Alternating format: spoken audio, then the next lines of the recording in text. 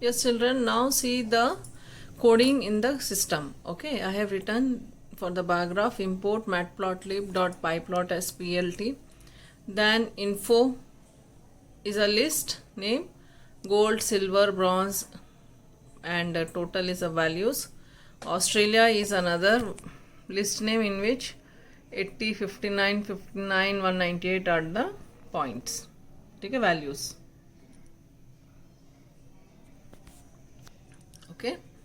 Now say plt dot bar info comma Australia. This is the bar graph. The plotting will be between info and Australia, the values of the info and the Australia. Then plt dot x label, right? Then plt dot y label Australia medal count. Now plt dot show. What it will do is it will now display you the bar graph. Okay, now we will run. Go to run menu. We will be getting the bar graph. Okay, this is the medal type gold, silver, bronze total, and this is the Australia medal count. These are the values. Okay, now in this way we can make a bar graph. Yes, children, now in the same program I have made little changes. That info gold, silver, bronze total same, Australia same, but I have added the list, another list, India, having the medal points 26, 20, 20, 66.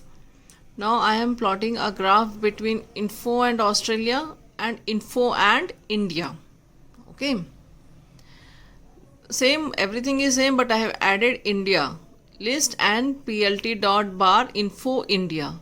Now let us see how the program will run and how what will be the graph.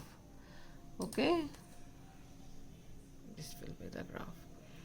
Orange part is your India and blue part is your Australia. Okay, in the same graph we are using two different countries. In the previous one we were using only the single country name Australia, and now in this graph we are using two different countries, Australia and India. Yes, children, now this is another program. List import, as usual we are writing import matplotlib.pyplot as plt, height 5.1, 5.5, 6.5, 6.3, names are there, Amit, Rohan, Chaiti, Divya, Raksha. Plt dot bar h, here see the children we have using bar h. In the previous we were using only bar, now this is bar h. Okay, let first what we will do, we will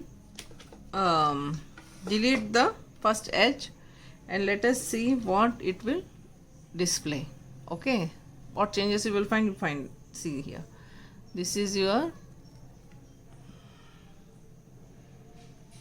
right, this is in the vertical form. Okay,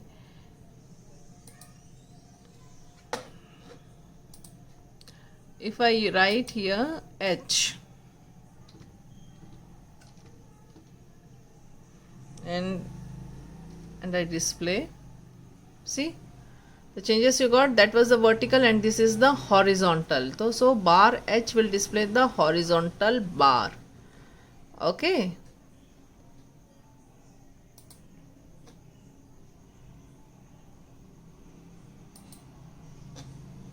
right, you got the changes. Okay, you got the changes between bar and bar h. Bar function will display the bars in the vertical form and bar h will display your graph in horizontal form. Okay, yes children, now we have taken the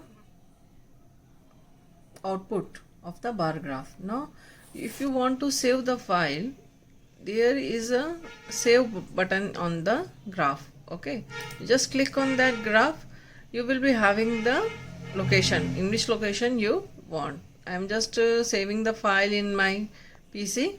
Okay, in HP folder. Now I am clicking on save button. Now this figure has been saved by the name of figure 1. Okay, this is the way to save the file. You can save the file in .png form or .pdf form, right? Or you can simply write plt.save figure, save figure, and the path in which directory you want and in which folder you want and by what name. Either you can store it as .pdf file or .png. It is up to you. Okay, children. So we can save the file on the figure itself by the save button. By pressing the save button, you just find the location where you want to save, you can save, or else you can write the plt.save fig figure and the path. It will save your figure in that, your graph in that folder.